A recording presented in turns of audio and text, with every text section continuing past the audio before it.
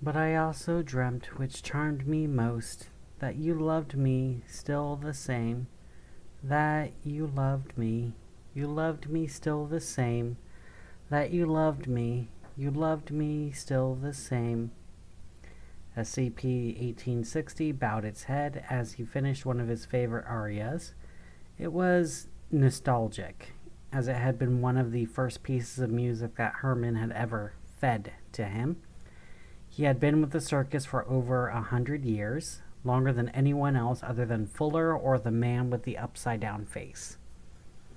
Dozens, if not hundreds of people had heard him sing each day, and over the course of his career, his loving audience must have numbered in the millions. That was a long time ago. Now, instead of an oversized birdcage, he was held in a soundproof cell. His only audience was whoever was watching through the security camera. During daylight hours, he often had a live audience of at least one, and even when he didn't, someone always reviewed the recordings. In spite of their avid professionalism, many of them did enjoy listening to him. It was a far cry from his glory days, but at least he wasn't singing for nothing. Except now, he couldn't help but notice that the little red light on his security camera had stopped blinking. It had never done that before, but he supposed that meant it had been turned off.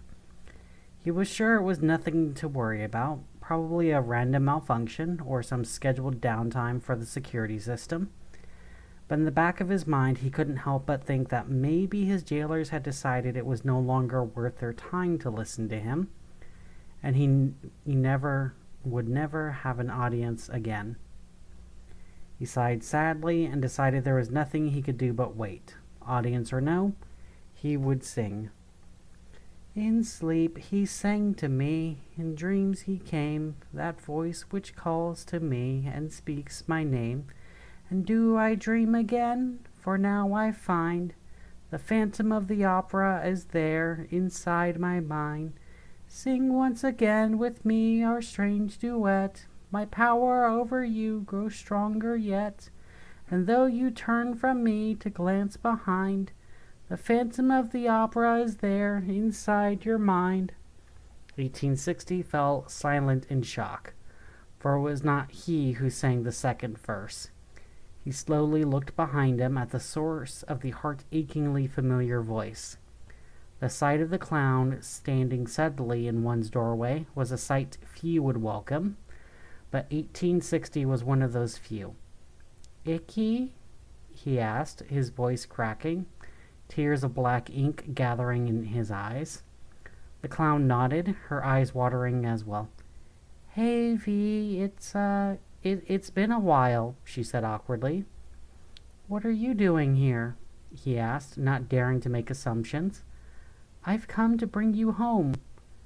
"After all this time?" "I know I have no excuse for letting you rot in here for so long, but I thought you were dead. I honestly had no idea you were still alive until a few weeks ago. But as soon as I found out that Essie was holding you, getting you home safe has been my top priority." 1860 cast his gaze to the floor, seemingly in contemplation. "V, please don't be mad at me," Icky pleaded, kneeling down at his side. "I'm not mad, just confused," he said. "I'd given up hope of rescue long ago. I thought you had all forgotten me." "Herman may have forgotten you, but not me. You were one of my best friends, V. When I was a humdrum and felt like shit, your music always made me feel better. When I became a clown and was hopped up on milk most of the time, you could still move me to tears. I miss that. I miss you. Look, we don't have a lot of time to talk, so please just say you'll let me take you back home and sing for us again. You must be starved for new music, and I've gathered together reams of song sheets for you to consume. Here they only ever study you, but at the circus you can be adored again. Don't waste one more second of your life in this prison." "What about Herman?" he asked softly. "Does he want me back? Does he miss me? Does he remember me?" V, Herman is gone. He's been gone 20 years, give or take, depending on where you're counting from. Manny and I are in charge now. I'm the ringmaster and he's the manager, except we never call him that because then he'd be Manny the manager, which I personally don't think sounds that terrible, but he hates it, and I'm rambling, and I'm sorry. I want you to see the circus, and what it's become, what Manny and I have done with it. I want you to meet everyone who's joined since you left, especially Lolly. She's the sweetest, cutest, most energetic clown we've had in decades, and the most passionate playmate I've ever had. I love her above all else, and it would mean the world to me if you would sing for her, V. Virtuoso, are you listening? 1860 didn't reply at first, seemingly dumbfounded by what she had said. Herman's gone? He asked at last. Icky sighed sadly. V, I get that you have mixed feelings about Fuller. Hell, I have mixed feelings about Fuller. I know he created you, and all the way back then maybe he was a halfway decent guy, but that didn't last. I don't know if he was just corrupted by power or slowly driven mad by whatever he was using to extend his life or something else, but every year he got crazier and crazier, and we had to do something about it. You do realize he tried to burn you, right? He set lots of fires. Mine might have just been collateral damage, he said unconvincingly. But you're right. I gave him over a century of faithful service, and after a single mishap, he decided I was kindling. He was still the only father I had, though. For a long time, I clung to the delusion that there was still some bond of kinship between us, that eventually it would grow strong enough that Fuller would be compelled to come and retrieve me, and it broke my heart when I finally accepted that it would never happen. He smirked, then looked up at Icky. Although, I suppose if I substituted just a ringmaster instead of Fuller specifically, it wasn't a delusion after all. Does that mean you'll come back with me? She asked with a hopeful gleam in her eyes. This venue has grown stale, and it would be nice to receive flowers once again. Icky squeed in delight, rushing to the exit to open the access control vestibule. When the inner door slid open, she was faced with a Foundation guard pointing a gun at her, wearing a high-tech looking pair of neckband headphones. Hands where I can see 'em, darlin'. No sudden moves, he said, slowly stepping into the room. The outer door is locked. You're trapped in there till I let you out, so don't do anything stupid, and don't you try anything either, Sinatra. These noise-canceling headphones will automatically block out any sound over 90 decibels. You must be the MCD operative. Southers, right? You're supposed to be taking a nap, Icky said, calmly assessing the man and plotting her next move. What the hell do you think you're doing? Let me answer that question with a question. Do you know what the Foundation pays me to guard and hunt down paranormal creatures and artifacts that could not only kill me, but quite possibly subject me to inconceivable suffering and transform everything I care about into an unrecognizable hellscape if I mess up their containment procedures? Not enough, Icky ventured. Bingo! And do you know what MC&D pays me to double-cross a nigh omnipotent organization that, despite its adamant claims to the contrary, totally does put traitors and fuck-ups on keter duty? Somewhere between not enough and jack shit? Right again! You see, even if the Foundation never figures out that I had a hand in this, and that's a big fucking if this guy goes missing on my watch, then I'm an eldritch lizard's chew toy. Of course, one can't exactly say no to the deathless merchant of London either. So I was in a bit of a bind. But then they told me they were sending in a clown, and an opportunity presented itself. The Foundation's still a little confused about exactly what you things are, but we have discovered two significant details. First, you have what they call negligible senescence, which is a fancy way of saying you don't get old. And second, all your various abilities are actually just different applications of exokinesis. You freaks are low-level reality benders. Low level? How dare you? She said in feigned indignation. What does any of this have to do with why you're pointing a gun at me? You see, darling, you're my ticket away from the SCP and MCD for good. I've lined up a buyer for you. Some millennial, millionaire, wonderkin, real transhumanist types. Wants to live forever and willing to pay a pretty penny for the chance to study an actual immortal up close. Enough for me to evade any retaliatory efforts on behalf of my former employers. I'm going to throw your buddy in as bonus, since I can't just leave him lying around. Icky tossed her head back and laughed. Okay, I've been letting you monologue your evil plan just out of my respect for classic tropes. But as you pointed out, I am a reality bender. How exactly do you plan on taking me prisoner? Suthers chuckled, still pointing the gun at her. He took something off his belt with his free hand and held it up to her. It was a bronze sphere, roughly the size of a baseball, with an LED ring around the equator, a knob at each pole, and vent-like openings scoring each hemisphere. Know what this is? He asked. This is a Scranton Reality mini buoy.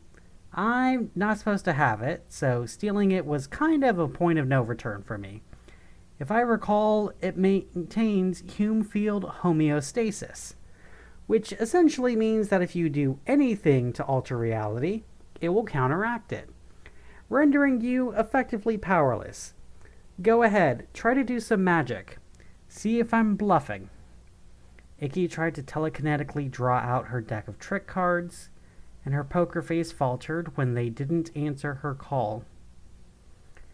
So what? Even without magic, I'm still stronger than an ordinary human, stronger than you, and I could survive a shot from a handgun. You got nothing. Yeah, you could kill me, but the door is still locked.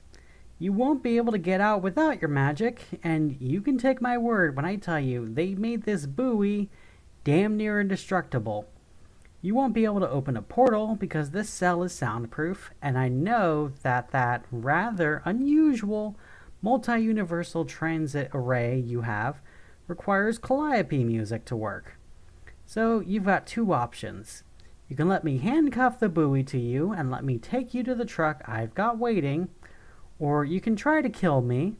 I might kill you, and my buyer will still pay a decent sum for your corpse. Or you'll kill me, which might make you feel better, but you'll be trapped in here, and by dawn, you'll have your very own SCP designation. Tick-tock, darling. Time's of the essence. Icky remained still as she tried to think of a way out of her situation. When, to her surprise, Virtuoso started laughing. Soundproof? He answered smugly. There's no such thing. Icky, plug your ears. A maniacal smile spread across her face, knowing exactly what he was going to do.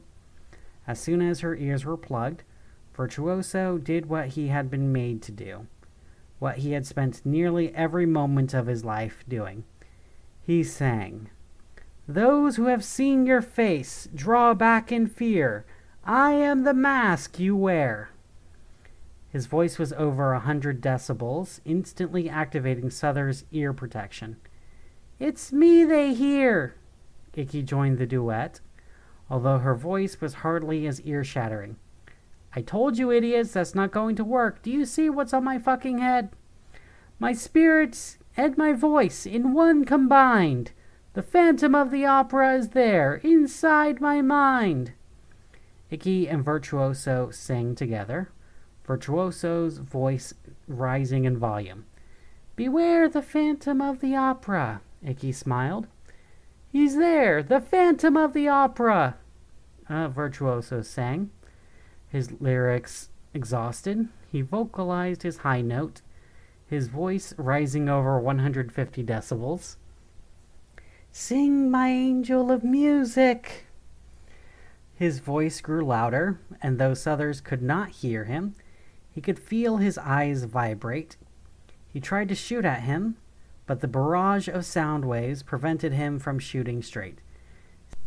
"Sing, my angel, sing for me!" His voice now surpassed the capacity of the guard's headphones to protect him. He dropped his gun to the ground and instinctively clasped his hands as his eardrums burst. "Sing, my angel!" The very ground around them now shook with vibration. "Sing!" The guard screamed in agony as his organs were assaulted with sound, but of course his screams could not be heard over the warbling voice of the virtuoso. "Sing, my angel, sing!" And now even the soundproof door holding them captive started to tremble, and Virtuoso could sense its resonant frequency. "Sing for me!"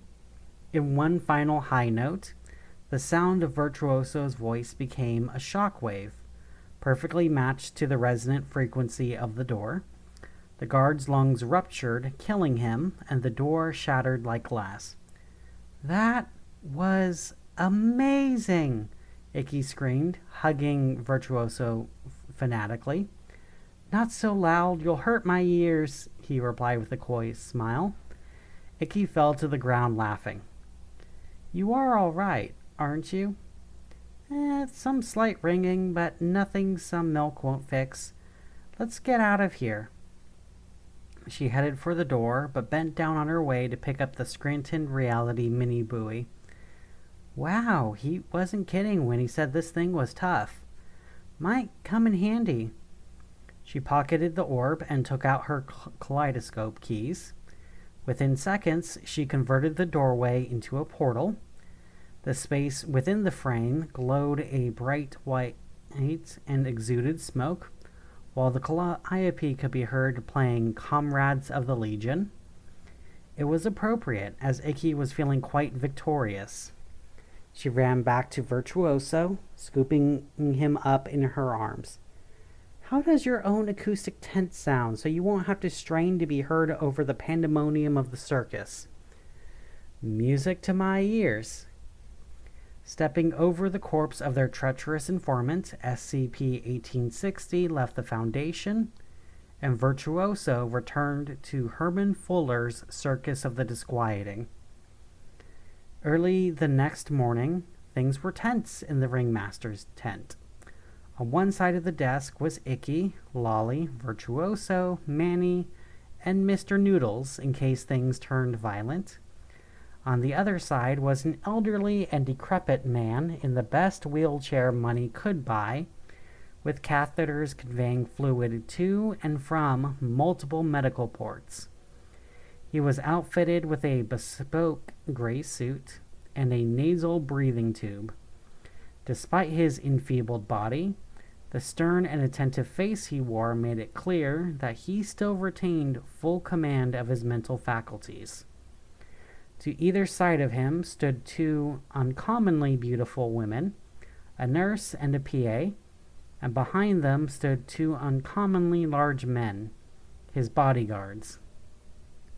Victor was there as well, sitting quietly by his boss's side, looking like he hadn't had any sleep all night. "Can I offer you some milk?" Lolly asked sweetly, holding up a bottle of viscous black liquid. The guards responded by drawing their weapons. "Lolly," Manny scolded her through his teeth. "Right, sorry, I can be a bit of a ditz sometimes," she said in a less than convincing tone. Suppressing a smile, Icky handed her playmate some clown impulse suppressant, which she begrudgingly swallowed, chasing the two purple pills down with milk. "Mr. Marshall, wait, are you Marshall?" Icky asked. "I know you're not dark, and I guess there's a 50-50 chance you're Marshall. You look like a Marshall anyway." As I was saying, Mr. Marshall or Mr. Carter, but definitely not Mr. Miss Dark, there was really no need for you to come here personally. As I explained to Victor over the phone, I decided it was best we clear this up face to face to make sure there are no misunderstandings. Marshall or Carter, but definitely not Dark, said, his aging voice still loud and clear. This was supposed to be a simple in and out operation, but somehow you fucked it up. Mr. Marshall, one of our SCP operatives is dead. His internal organs liquefied by your pop star, and I want to know why. He shouted, his heartbeat monitor beeping noticeably louder. I told Victor already. Your man had us at gunpoint. He had a buyer he was going to sell me to. He was going to double-cross both of us. I have nothing but your word for that. Why else would he even have been down there? He was supposed to have sedated himself so that Essie wouldn't know it was an inside job. Who knows? Maybe something changed at the last minute and he couldn't get a message out. So he went down to tell you personally. Maybe your freak got spooked and killed him. Sir, with all due respect, we should be the ones mad at you, Manny objected. We nearly lost one of our most essential personnel because your disgruntled employee decided to moonlight in human trafficking. Manny, don't blow the situation out of proportion. Even without Virtuoso, I probably could have gotten away on my own. And if not, then you would have come for me sooner or later. Mr. Marshall Carter, not Dark, I understand why you're upset and suspicious. I would be too if the situation was reversed. You're down a man, and you're right, I can't prove my version of events is what happened. I know that you don't care about the loss of life so much as you care about the loss of a resource. So let me make it up to you. We could put on a free private show for you. Remember that time when we had one of our acrobats tear himself apart, and then I put him back together? Your guests loved it. It will be great. Plus, Lolly could meet Iris and Robert and Skittles. They're both named after candy, so that's an instant conversation starter. His name is Skitter, the wheelchair-bound man said gruffly. Right. Could I interest you in a pink elephant, then? She's cute, she blows bubbles, her drinking is almost under control, I swear. We'll let you use the kaleidoscope, Manny said. What? The old man asked, a rapacious gleam in his eyes. We were going to take you to the utterly bizarre anyways. We would be willing to escort Victor, and only Victor, on low-risk excursions to other extra-dimensional locations for the foreseeable future. That's worth more to you than one SCP operative, and you know it. The old man nodded with a sly smile. This is something you would be willing to provide? He asked Icky. You will do anything to keep that drunken elephant, she muttered at Manny. But sure, I don't see a problem with that. But we decide where's safe and where's not, and no hurting or stealing from innocent people. You insult me, Madam Clown, the old man said facetiously. Victor, what do you think? Based on my admittedly short time working with Fuller Circus, I don't believe they would try to deceive us. If Icky says that she killed our operative in self-defense, I believe her. Our business relationship profits us both, and it would be foolish to ruin it over an incident that was no fault of theirs.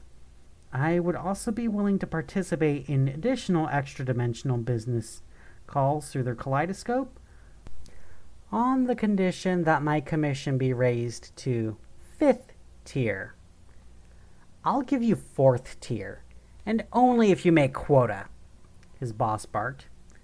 That's acceptable, Victor nodded. So, everything between us is squared, then? Manny asked. The old man gave a begrudging nod. Portia. At his prompting, his aide retrieved a box of chocolates from her satchel. Marshall, Carter, and Dark Limited would like to formally apologize for any implied or explicit accusations of misconduct we may have made against any members of your organization.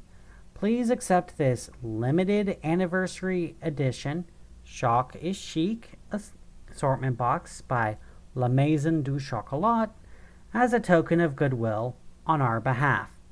Mine, he said, snatching it eagerly. If there's nothing further, the old man asked. Manny turned to Icky. I trust that after what happened last night, you won't be wanting to try this again? He asked. Well, I mean, Amelia's head is just lying around in a vault. It would be so easy to... She stopped when she saw the cold glare Manny was giving her. Okay, fine, we're done. All the floating roadkill is probably a health code violation anyway. Mr. Not Dark, it was a pleasure doing business with you, and we look forward to doing business with you in the future. As do I. Rosalind, wheel me out. Wait, Lolly said as Victor rose from his seat to accompany his boss and his entourage. Virtuoso was going to sing just for us to celebrate. Victor, would you please stay and listen? You never would have gotten him back without you. Stay, his boss ordered. You look like shit, and I can't have you showing up at the office like that. We've got an image to maintain. Besides, you've got to keep your new most important client happy. Yes, sir. Victor nodded, sitting back in his chair. Lolly sat beside him, offering him some of her chocolates. As the nurse turned the wheelchair around, she revealed a shriveled, emaciated human strapped to the back of the chair, who was literally having the life sucked out of them. They stared at the circus folk with pleading eyes until they were wheeled out of the tent. That was very nearly a disaster, Manny said with a shake of his head. I don't care, Icky smiled, wrapping her arms around Virtuoso. I got my friend back. Well, V, I'm gonna have the audio techs put some emergency noise canceling speakers around you in case you get a tear. But I am glad you're back, Manny said. You're a classy act. We need more of that around here. Thank you, sir. Oh, can you sing Disney songs? Lolly asked hopefully. He's not singing Disney songs, Manny objected. I don't know. I think certain Disney songs might be compatible with his stage persona, Icky suggested. Let It Go, for instance. Maybe Whole New World, songs like that. Fine, but if I hear him singing Hakuna Matata, someone's getting their printer access revoked. Mr. Noodles, go guard the door. No one comes in until I say so, Icky ordered. The tall clown did as he was told, and the others gathered on one side of the desk, where Manny had placed Virtuoso on a makeshift pedestal. Virtuoso looked down at the small but eager audience in front of him, and at the clown who had still remembered him after so many years. Returning her smile, he spoke the same 2 words he had first spoken to her when she was still a mere mortal. Any requests?